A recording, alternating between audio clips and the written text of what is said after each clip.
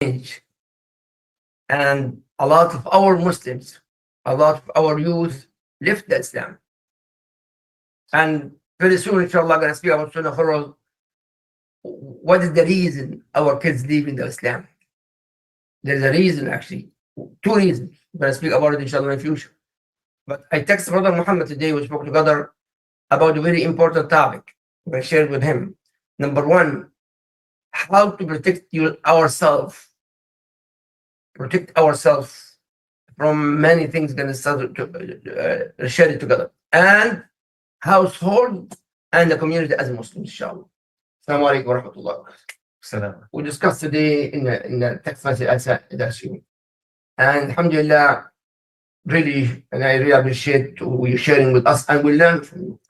No, I'm not, here, the shuyukh, normally, shuyukh not speaking the way you speak. Because my job as a sheikh, ask me halal, haram, I give you answer. I don't know the answer, I go to my box or my shuyukh. But in our present time, in fact, many people giving fixing problem in the community because he's an imam, but at the same time, we're not qualified. We're not, yes, now there's some courses, actually, imam taking courses, and it requires with that community caring about the community, the imam caring, plus the board of the masjid caring about the imam and the community. Absolutely. Absolutely. You need to, as an imam, in this time, because it's not 20 years ago, it's not 10 years ago, it's now. As an imam, as a leader, as a board member, as a Muslim, in general, we have to care about each other. Yes. And if you want to get into the mindset of the younger generation, the younger population, why don't they like Islam? What are they upset about? Why are they leaving? Why aren't they coming to the masajid? Why, what's going on here? You got to take the time to study, to research, to learn from the parents, the leaders, the parents, not just the parents, the board members, the leaders. Yeah. If you're in charge of the masjid, I know there's lots of board members. And all the masjids that we have, mashallah, everybody's a board member, but everybody that's on a board is stuck in that old mindset. Some. Yeah, well, most of them. Let's say most. I agree. Okay, I've been to some of these board meetings, and they're stuck. Agree. Most of them, you'll have one or two that agree, and they say, okay, he's right. We need to, understand the internet better. We need to see what their kids are watching. We need to get, trained on how to talk to our kids a certain type of way. You have imams that are younger that know the situation, maybe in their 20s and 30s, who have studied, who became imams, who can talk better to the kids and kind of relate better to the youth. And you have some imams and some board members who are kind of just stuck. They don't want to change. My way or the highway. Exactly. And so you're not going to get the buy-in. Yeah. For the Muslims. And we agree. We say it's everything's in Quran, everything's in Sunnah, and you have to follow. That's it. And we don't want to explain and talk. Exactly. And kind of drop it down to their level, right? Talking to the kids at their levels, and kind of really gathering the best resources and the best people in your community who can talk to these kids. Because I can guarantee you, there's people in every community that are wanting to go talk to the kids, or wanting to go talk to the youth group, or making a presentation, or explaining certain things to the youth in their own way. But you have board members that will say, no, we don't, we'll do it our way. Yeah. And you've been doing it your way for the past 15 years, the past 5 years, the past 10 years. Yes. It hasn't been working. Agree. It hasn't been working. And it's right, inshallah. But now, Brother Muhammad, we have a serious situation. Number one, the parents. We discussed together. Yeah. We're going to speak about it. I discussed it. I text you. And the parents. And the husband, wife, individual, adults, married or not married, have a serious problem. And the community, plus the kids. So let's go with let's break it down little piece by piece. Right? There's a lot to tackle with this problem, right? Because a lot of times right now, I talk to couples who are getting married or are planning on getting married, younger couples, and the expectation of marriage is crazy. Let's be. I'm going to be real and say it's crazy what the men think or what a wife should be, and then what a wife thinks a husband should be. It's very ridiculous what the expectations are Yeah. for each one. And you as they speak, I kind of get what they're saying, and I have to tell them, can you stop watching whatever you're watching online? Because the Yeah. stuff they see online, it tells them that they should, a man should expect this, and a woman needs to expect this, and it kind of it's false expectations. It creates these false realities that once they get married and they see it's not real, it's not the way they thought it was gonna be. They last maybe 6 months to a year, and then they divorce. And we get a lot of that. I'll give you some examples. Let's say, years back, I was in the courthouse, and you talk to these couples who are fighting, going through divorce or anything like this. And you ask the questions. What happened? Well, he was on Facebook and he kept liking all these pictures of this other woman. Because he liked pictures of a woman, you guys are divorcing? Well, yes, because he won't stop doing it. Oh my God. So when you see these things, when you see how the internet can break up marriages, lack of confidence, or lack of, this guy who can't stop liking pictures, or, the addiction to looking at on scrolling and like, scroll, like, you see that happening, and it's not drugs. It's not, he didn't cheat on her. He didn't steal from her. He didn't do drugs. It's the ridiculousness of how the internet can break up a marriage. Yes. Right. And then not just that, you talk to other people, you see what couples are going through, and the expectations of what they see online, where these guys are online saying, I've been married for 15 years and this is how I treat my wife, and you got to treat her like this. And a woman who says, if you want to keep your man happy, or if you want to keep your marriage, you have to tell your man that he has to give you $50,000 million of meth. Well, calm down. What It happens. It happens. Actually, in Palestine, like us, a person, he proposed from one man, and they called me. I live in Boca Raton. Sheikh Ibrahim, can you perform a marriage? The Palestinian, absolutely. I drove 1 hour. And guess what? That marriage cost the party more than $1 million. Another thing, the mahr, $1 million. Guess what? Second day they divorce. Okay. So now that should tell you something, right? We put a price on our deen, on our religion, right? And that's something we have to stop. We have to understand that that's not how it was done back in the days. Back in, not even just back in my parents' days, but back before that. We put a price on our religion. We put a price on our faith, and we're not supposed to do that. Yeah. We try to compete with what the society tells us that we have to do. We listen to what the society says, and we feel like we live in a society, we're going to do what the society says. And that's the opposite. And I know I say this a couple of times, but this world isn't built for the way we are. Indeed. And when we have to, they want us to adjust to their lifestyles. That's how they want us to do.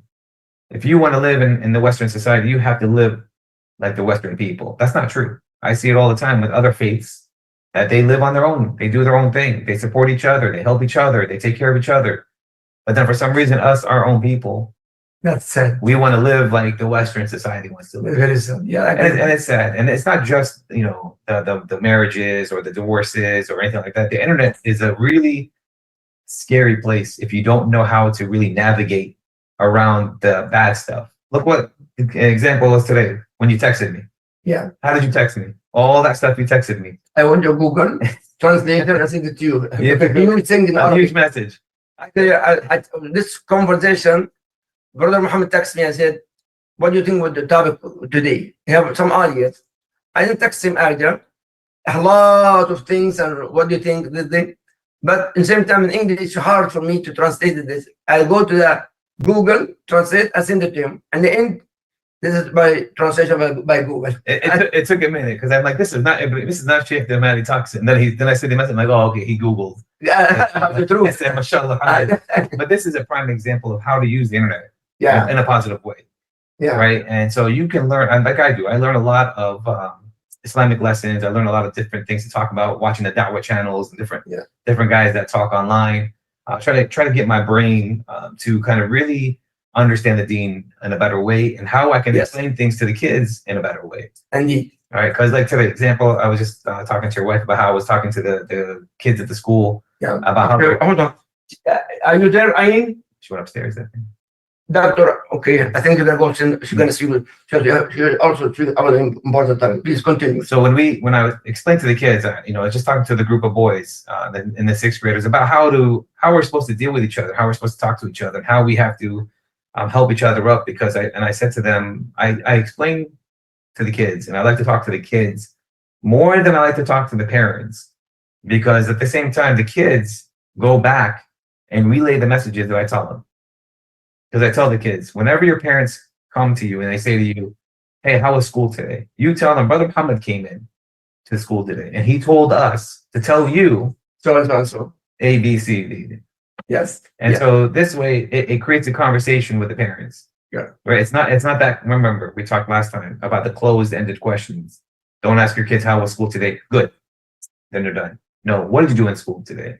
Well, Brother Muhammad Ziyadi came in here and he talked to us about A, B, C, D, D. He told me to tell you, as you're my dad or as my mom, that we should do this. Because, and it works. And how do I know it works? Because the parents will see me at the masjids, different masjids that I go to, all the different masjids, or they'll see me at an Islamic event, and they'll come to me and say, hey, did you tell my son that I should play basketball with him? Do you know how tired I am after work? Do you know how I don't have time? Oh my God. and I'll laugh, because I'll say yes, because I'm tired. We're all tired. But we want to have kids, and we're raising our kids in a non-Islamic, a non-Muslim environment. We have to put the kids around the Muslims that we want our kids to be like. Don't you want your son to be like you? And it makes them think, well, do I really want my kid to be like me?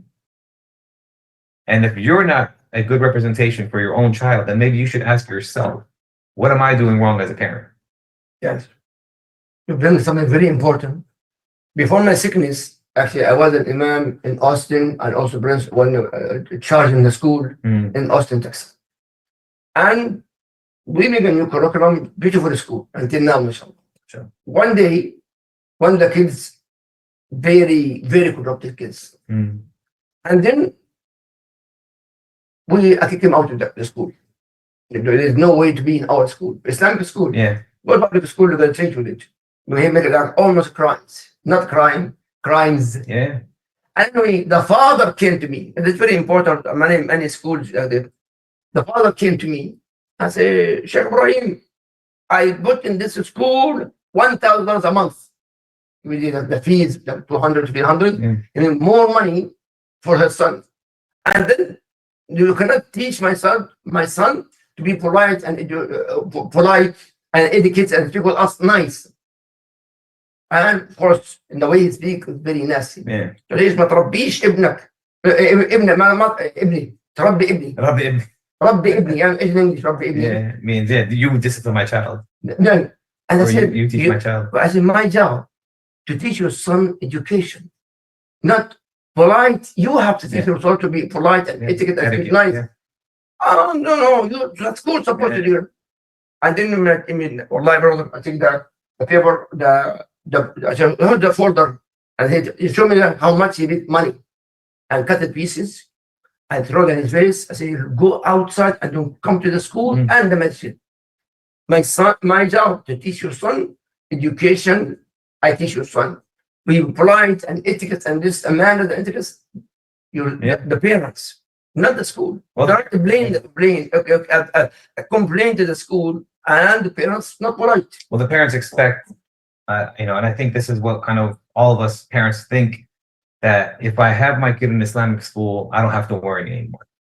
Yes, you're right. And so the problem with that theory, with that thought process, is a prime example of today, where these sixth graders are saying these words, these bad words. They're saying these things that I explained to these kids. I said, I haven't heard language like this from until I was working in the prison. Yeah, Allah. I said, these are the words and the things that you're saying are the things the inmates used to say, the things that the prisoners used to talk about, the people that used to throw in jail.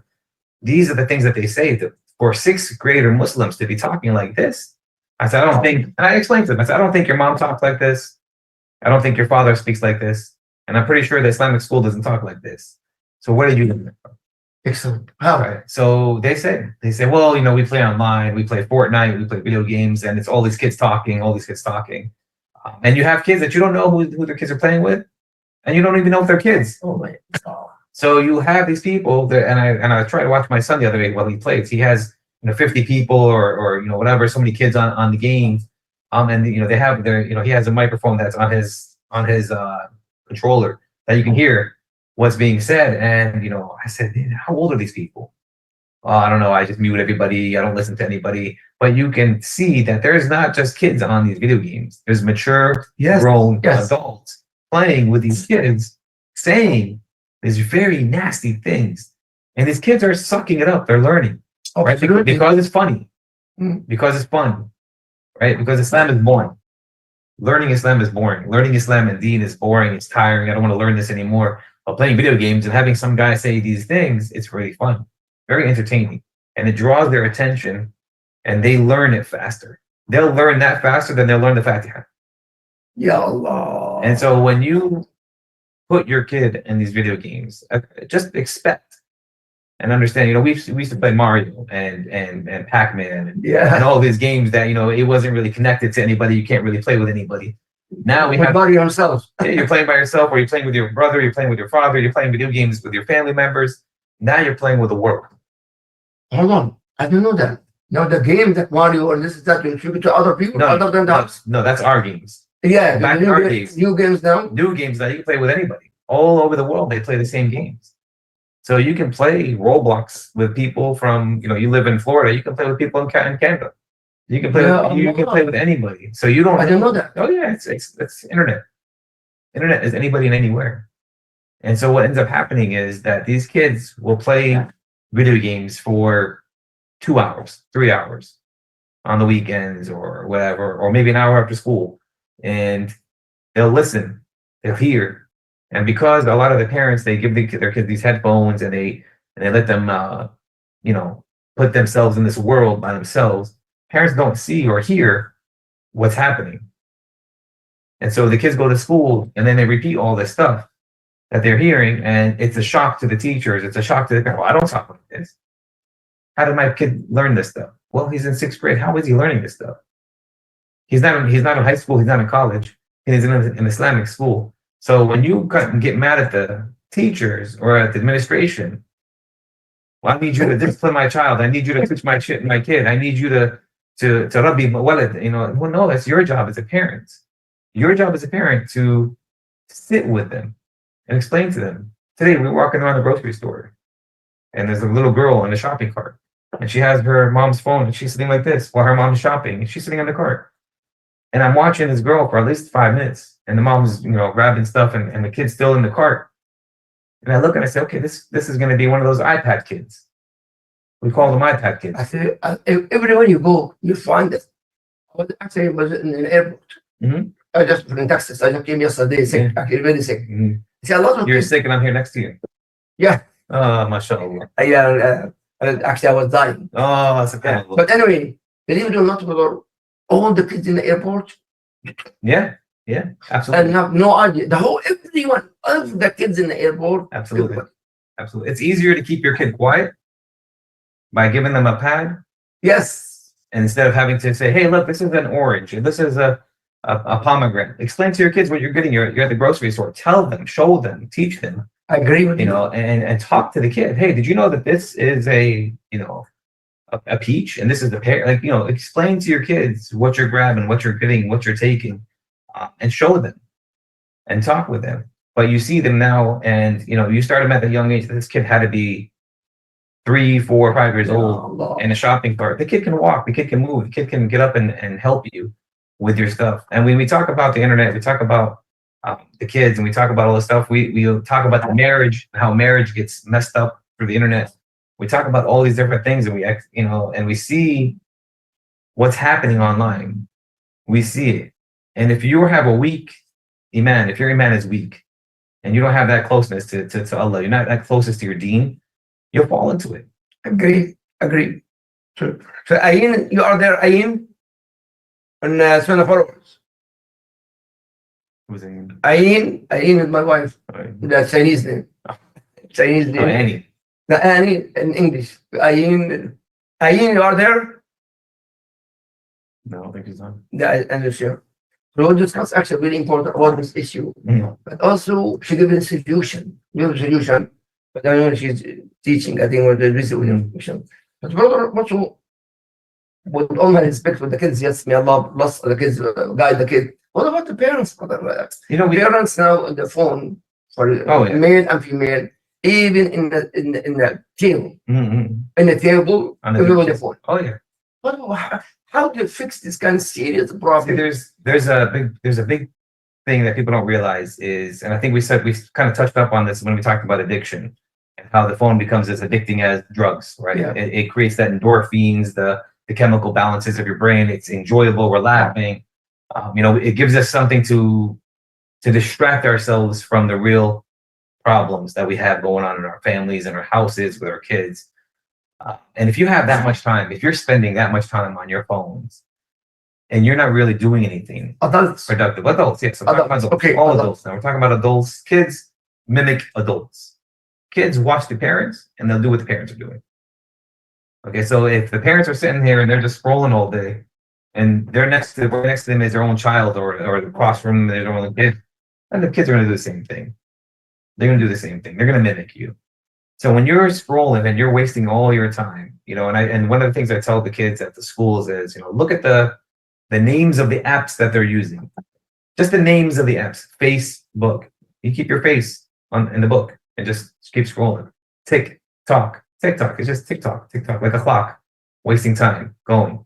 So when you look at the names and Hold on, TikTok. What does that mean with TikTok? TikTok, when you watch clothes, Yeah. Oh my God. it's a name that they put right in front of you to make you to say, it's a cool name, TikTok, but it's actually a TikTok, the time, the minutes, the hours, just going.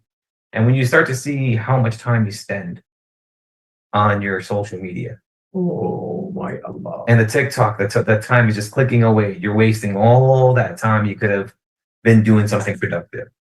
One thing we talk about when I talk to the kids is, hey, when you're having your family night, you're having dinner with your family, bring up something Islamic, something religious that you learn in school. Well, Brother Muhammad, that's boring. Like, I know that's boring, but if you want this dinner, this family gathering, to have a little bit of barakah, a little bit of rewards or something, just talk. You bring it up and say, Mom, look what I learned today in school. You bring it up because your parents don't know how to ask you these questions.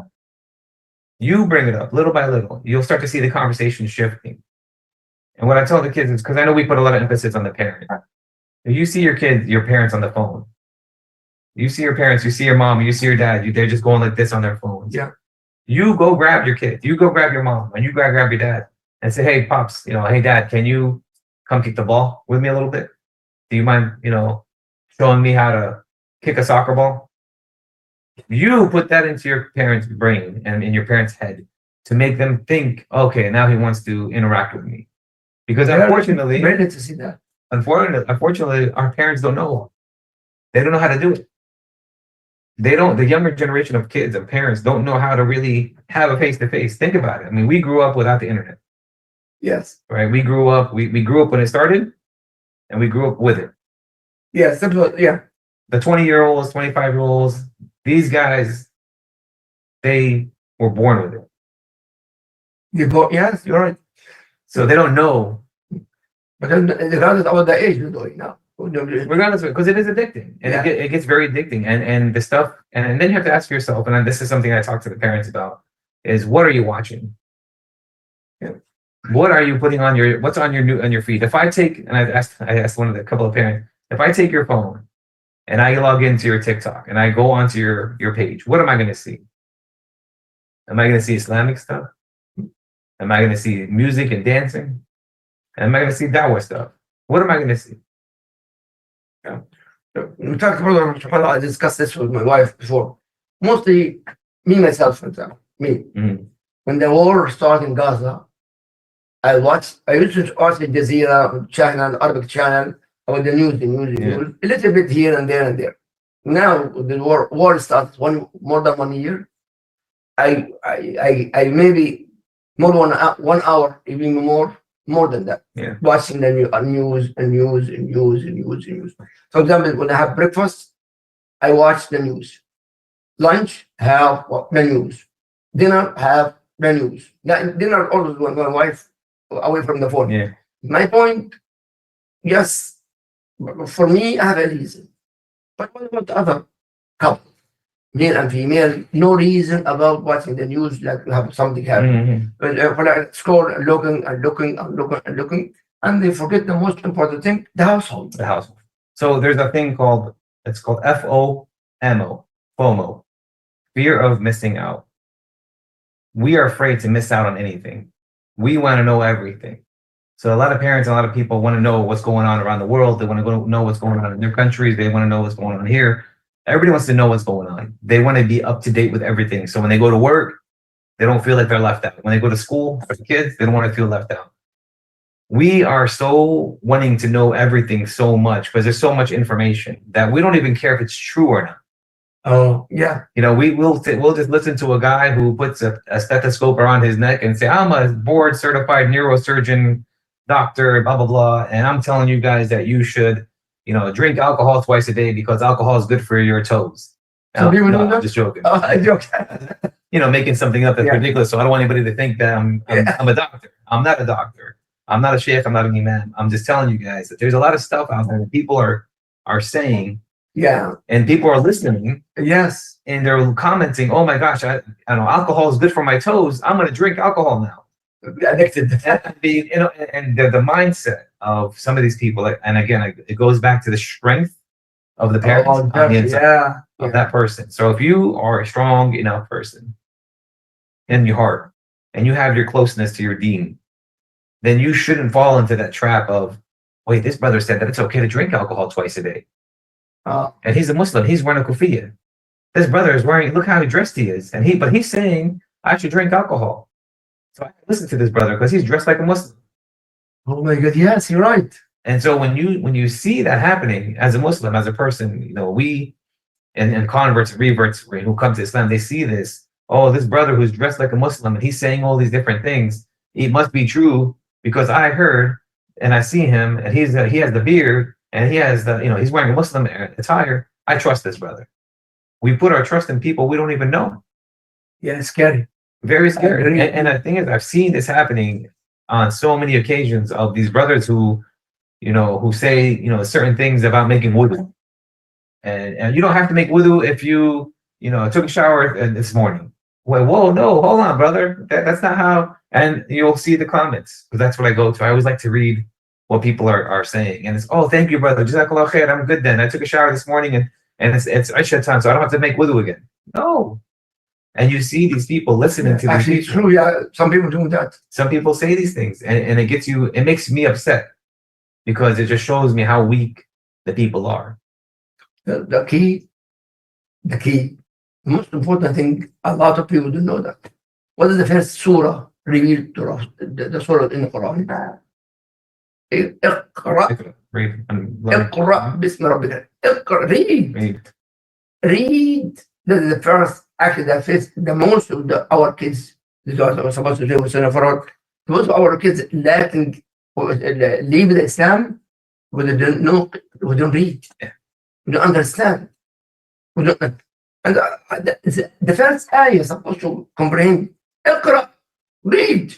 Or they can't read, or they don't read, and then they go to somebody online, and they say, "Let me say what this scholar says, or this person says about this question I have." They get the wrong answer, and then it's not the religion for me. اقرأ, the books, bro. Yeah. اقرأ is the books. And I tell the kids at the same time, listen, you can't ask your parents questions. Ask your imam. If it's a religious question, ask your imam. Ask your local person, or somebody you can trust. Because if you're going online and you're gonna look at these online imams and these online sheikhs and these online dawah guys, you're gonna get the wrong answers. Yeah, I agree. Ayin, you're there. Ayin, Sunnahfollowers. I don't think she's there. I don't know. Is there? Mm-hmm. Sister Layla, Ayin is there? No, she's not on there. I'm fine. We have a beautiful topic actually to continue. Okay, brother, let's go back to our Okay, go on Sunnahfollowers, please, and share that this is a very important topic with the Brother Muhammad. Please. When we look at the way the world is right now, and how we as Muslims, is that your door? No, Texas. Texas. No, not me. No, It's not my phone. I thought it was your wave. No. When we, It was 7. okay, so when we see that how the world is right now and how easy it is to manipulate everybody, right? It's very simple to manipulate people, and you see how these girls are online and they're saying, if your man's not giving you a brand new car every 6 months, then he's not really a man. These girls listen. Some of these girls, they listen to this stuff, and they'll go to their husbands and they'll say, "Well, I need a new car, and why aren't you getting me this? But you don't love me if you don't give me this." Because again, now we have these expert people who are online playing these expert roles, getting these expert, opinions, and our women are seeing this, or our guys are. If your girl is not making you a steak and a potato every single day of every, when you come home, you have to. No, brother, that's not how it works. Like, relax. Yeah, But we see these happening, and so these couples that have just gotten married or have been married for 2 years or 3 years, and they see these things online, and they say, well, maybe this girl's right. Maybe what I saw online is correct, and maybe he doesn't love me anymore. Maybe he's cheating on me. Maybe he's giving all his money to somebody else, or maybe he's doing this, or maybe he's doing. So it starts putting these doubts, and this is some of the stuff that we see in couples. So we talk about the parents and online of constantly looking. We said in couples, you just got married.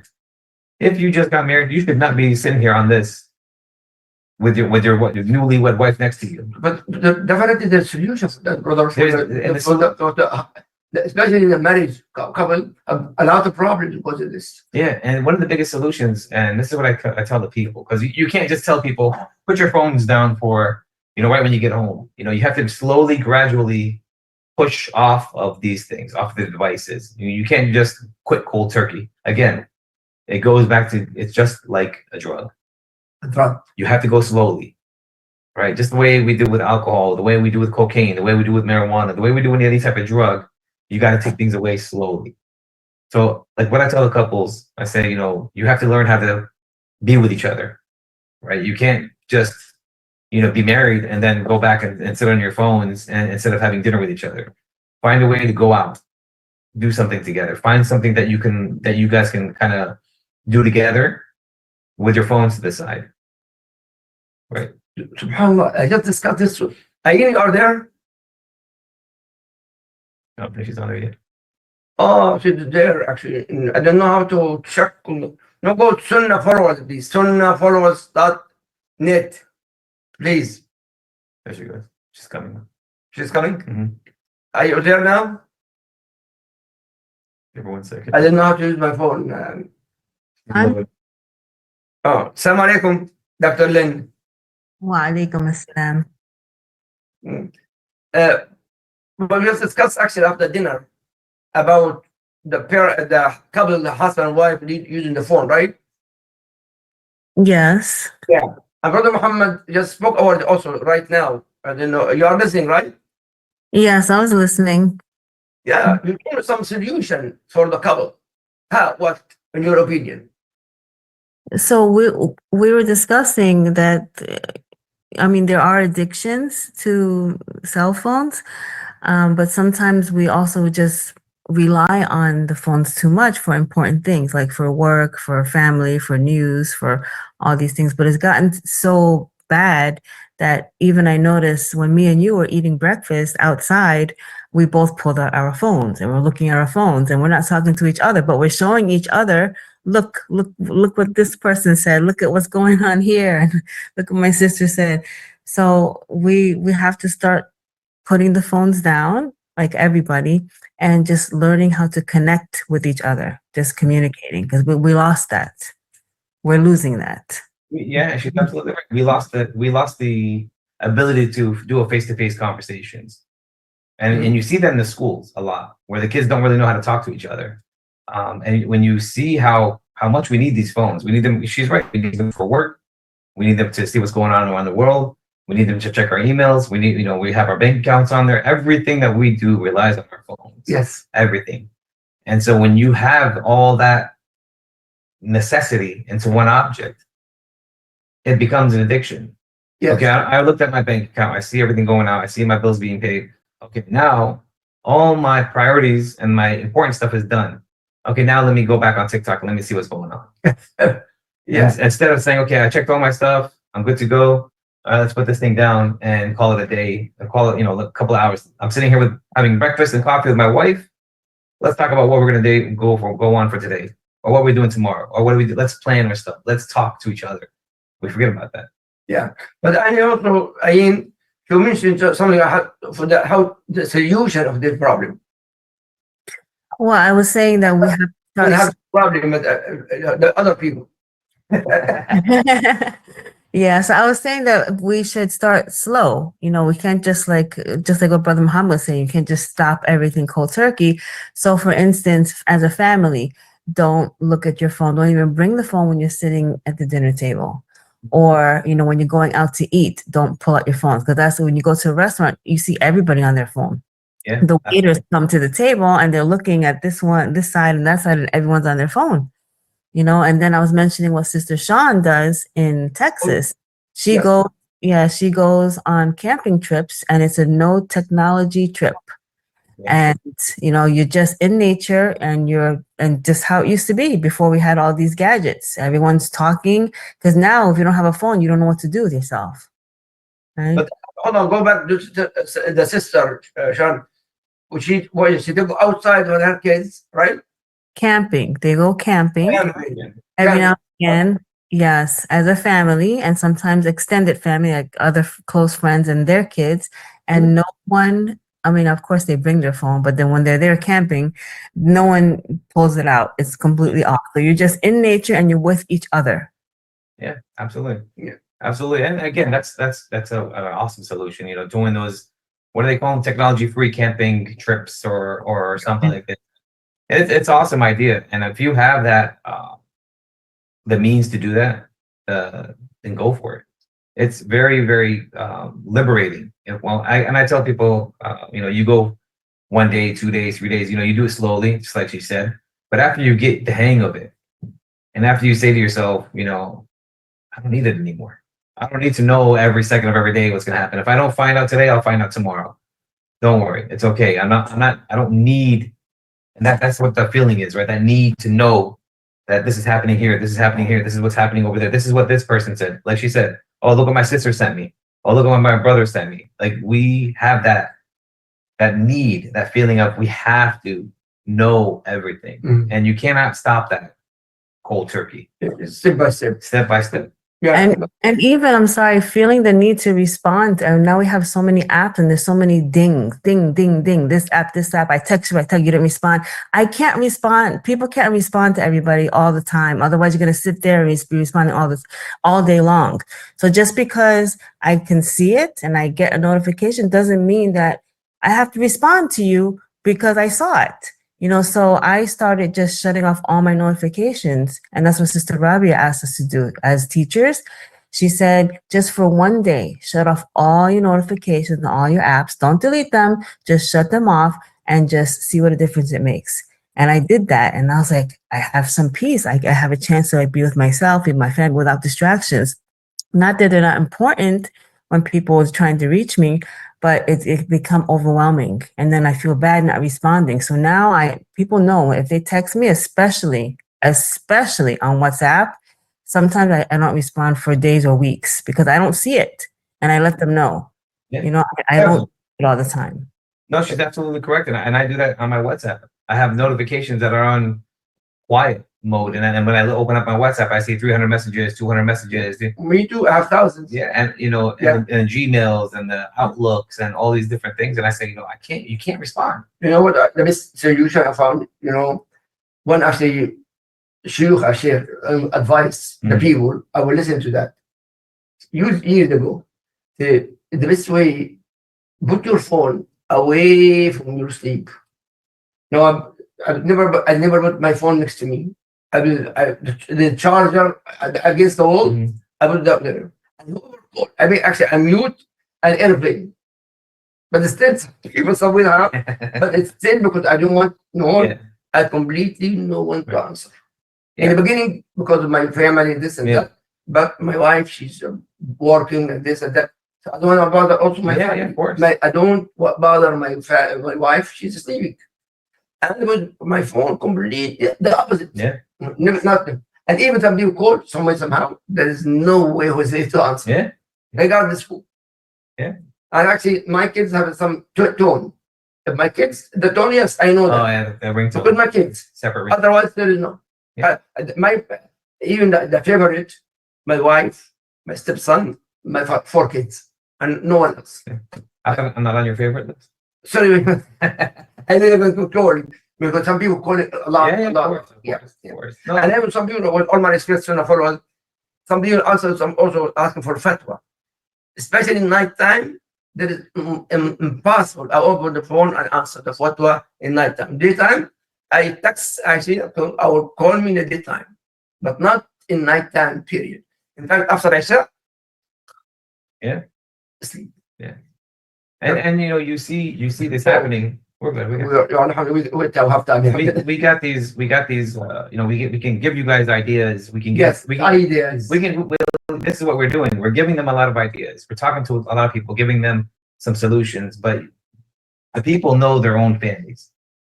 Yeah. You know your own family. I know my own family. Right? You have your own. So you know your own different ways. You might be Palestinian. You might be Pakistani. You might be Bangladesh. You might be Ethiopian. Teach your kids cultural stuff. Culture. Right? Bring the culture back to the family. You as the elder, you as the older person, you as the husband, the wife, the father, the mother, teach them about your life. Talk to them about your past. Use that time instead of scrolling on the phone to kind of teach them, what we used to do back in the days. Show them different things. This camping trip business, I did it a couple years back when COVID hit. We went on this camping trip and we spent about 4 days in the woods with no internet, and it was cool to see, the difference, the smelling of the air, the being outside, let's build a fire, let's do stuff that you don't do in the city. You're Right? And you look at your phone and no reception. Okay. Oh, if something happens to me, I'm dead. your brother Muhammad, you are correct. It is very important. Last week, I went to Texas. Mhm. My daughter, she's sick, and my kids there. Okay. And we sit eating together or have fun together in the park together. No one uses the phone. Yeah. We feel, believe it or not, we got more connected together. Yes, of Because course. no phone, Of course. we're just playing and jokes and this or running in the park. I don't use the phone. No one can use the phone. Absolutely. Except my wife called, I answer. That one, I think we both can agree. You have Yeah. to. A little bit Yeah. different. So, Brother Muhammad, but we need and actually, Dr. Lynn also very important. He's a professor at university. But how do you deal with this kind of brother? When I'm doing parents, not kids. Mm. We give an advice before we finish here. Give advice for the parents. What? Before the Hadith Rasul Sallallahu Alaihi Wasallam, the first Hadith in Bukhari and Muslim and Tirmidhi, the first Hadith. What is the Hadith? قال صلى الله عليه وسلم إنما الأعمال بالنية. Every action with the intention. Yes. So my point, if my intention, I want to fix my kids, and Brother Muhammad give me advice, then I have to follow this advice to fix their Absolutely. intention. If I have intention, true intention, with class, Yes. sincerity, I fix it. We need sincere advice to have intention in Sunnahfollowers all over watching us to fix the problem, the phone, all the problem. We need to fix our family, our household. May Allah guide us. What to do, Brother Muhammad? So, like you said, first and foremost is the intention. I think everything we do as Muslims have to have that intention in our hearts for whatever we're doing. Just understand also that we're talking about camping and we're talking about these different answers or these different solutions. You as a parent, you might not like to be out in the woods, to be out camping. The kids are going to look at you like, "What are you talking about? What since when does Dad want to go camping or Mom want to go camping? You don't even like to get your hands dirty. What are you talking about?" So you have to figure out what you as a parent would like what's your thing? What was your thing back in the days when you were a kid, right? And show them and teach them. It's okay. Look, when I used to be a kid, we used to play freeze tag outside, hide and seek outside. We used to do these things. Let's go. Let's relive my youth as a parent, right? But if you're a parent who likes to go camping or who likes to go fishing or who likes to go do these things, go. take the kid out there and take him in the middle of nowhere and go out there and do these things with your kids. And that time when you're camping or when you're fishing, or when you're playing tag or when you're playing outside or when you're doing something, that's when you can have that talks, those conversations, those small little talks to your kids about, oh, we used to do count instead of counting in English, count Arabic. Count, instead of count Arabic. I want to hear you what you learned in school. Count, and now you're having a conversations. Now you're doing different things. Oh, So you're slowly throwing in, and you can't do this. It doesn't happen in one day. It's step by step. Just remember, and please everybody remember that it doesn't happen in one day. It's step by step. It's a process. You're talking about, let's say if your kid is 12 years old, you're talking about 10, 11 years, depending on when you first gave them the power of the internet in their hands, whether 10 years or 11 years of a habit breaking thing. You're trying to break that habit now. And so you can't break a habit that you've given this kid for 10 years in one day. This kind of thing takes time. Yeah. All right. And you can't just throw, I just learned from Sister Annie that I can take my kid camping. I'm going to go take him tomorrow. Well, if you've never done it before, do you know how to go camping? You need to prepare. You have to prepare. Yeah. But yeah. Ask But questions. the key is intention. Intention. Yes. That's the first thing. First thing is always intention. The second is do something that you know that you're going to enjoy and that your family's going to enjoy. Yes. Right? Don't just do something that you're going to like. What else can you do that's going to make the family as a whole get together? The best thing that, at least for us, is when we're having, we do a campfire and we make hot chocolate or something, and we all just sit around and talk and laugh and joke around and stuff like this. When you find out what your family is good at, that's what you're going to start doing. Great. Right? And you don't just jump into it in one day or one weekend. You slowly work your way up to that whole thing of, all right, guys, we're gonna go fishing this weekend, and we're gonna stay out there for 3 hours. I got a cooler, I got some ice, I got some drinks, I got some food. 3 hours and 6 hours, I mean. I don't fish, and I know for a fact if I go fishing, I would be super bored, and I would be the guy that pulls out my phone and starts looking at my phone. I don't like to fish, but my son loves to fish. Yeah, some kids, yeah. So I said, my brother, take him fishing because my brother likes to fish. Yeah. Go take him. Go take him fishing. Yeah, but I just said, and also, Annie, please give other advice for that, inshallah. What about the mom, actually, mostly in the home also, but also attached to the phone? The thing is with the phones is, The mom. Yeah, the moms, listen, it goes for moms, daughters, everybody. The phone can be very exciting or can be very depressing. Ever since this war has been going on, I've noticed a lot of the Muslims have been very depressed. Right, and because they see everything, they watch and everything there, it's depressing. It's very depressing, and you feel powerless to do anything about what's happening over there, and you just keep watching and you just keep watching, and 1 minute you see, oh, okay, they did this, and maybe it's gonna be better, and you get excited for for a day, you're happy, and then the next day you're depressed again. People's emotions now, because of what's going on overseas and what's going on with our people, it's like this. Up and down. Yeah, agree. Up and down. Agree. And it's sad. Yes. And a lot of the times, from what I understand, there's a lot of the moms who are stay-at-home moms. They're just watching constantly. Yes. And so it is sad. And I am always sad about these things. And Address the mom. So one of the things I always try to explain is you got to turn it off. The phone off. The phone. You just got to turn yourself off. You got to turn it off. You got to let. You can't, it's not humanly possible to continue to watch this stuff and not be affected by it.